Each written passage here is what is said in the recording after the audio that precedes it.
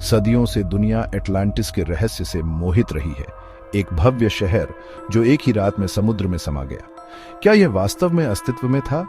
क्या यह केवल एक मिथक है या फिर एक अत्याधुनिक सभ्यता जो समय के साथ खो गई? एटलांटिस का पहला उल्लेख प्रसिद्ध ग्रीक दार्शनिक प्लेटो ने किया था। उनके 2300 साल पुराने ग्रंथ टाइमियस और क्रिटियस में इसका वर्णन मिलता है। प्लेटो के अनुसार यह एक शक्तिशाली, समृद्ध और तकनीकी रूप से उन्नत साम्राज्य था जो 9000 साल पहले अस्तित्व में था। यहाँ के लोग अत्यंत बुद्धिमान, न्यायप्रिय और समृद्ध थे। लेकिन फिर ऐसा क्या हुआ कि यह महान सभ्यता हमेशा के लिए लुप्त हो गई?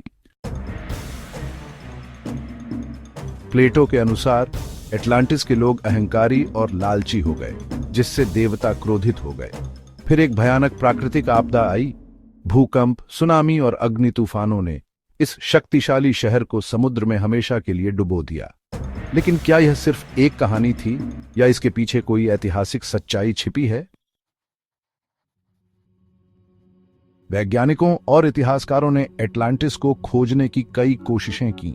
कुछ संभावित स्थान हैं। Santorini, Greece. 1600 बीसीई में एक ज्वालामुखी विस्फोट ने एक उन्नत सभ्यता को नष्ट कर दिया।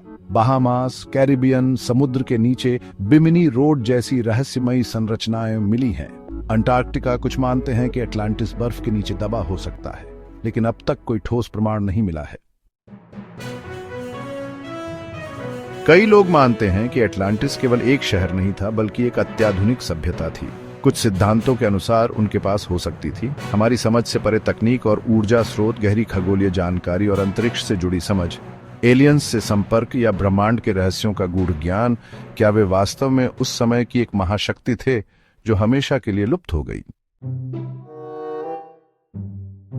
एटलांटिस आज भी इतिहास की सबसे बड़ी रहस्यमयी गाथाओं में से एक बना हुआ है। क्या यह सच में एक खोई हुई सभ्यता थी? क्या यह इतिहास का एक भूला हुआ पन्ना है, या फिर यह सिर्फ एक कथा है जो हमें अत्यधिक लालच और विनाशकारी अहंकार के परिणामों से सीखने के लिए सुनाई गई? जब तक हमें अंतिम प्रमाण नहीं मिलते, तब तक एटलांटिस का रहस्य समुद्र की गहराइयों में दफन रहेगा। आप क्या सोचते हैं? क्या एटलांटिस वास्तव में अस्तित्व में था या यह केवल एक मिथक है? कमेंट में अपनी राय बताएं।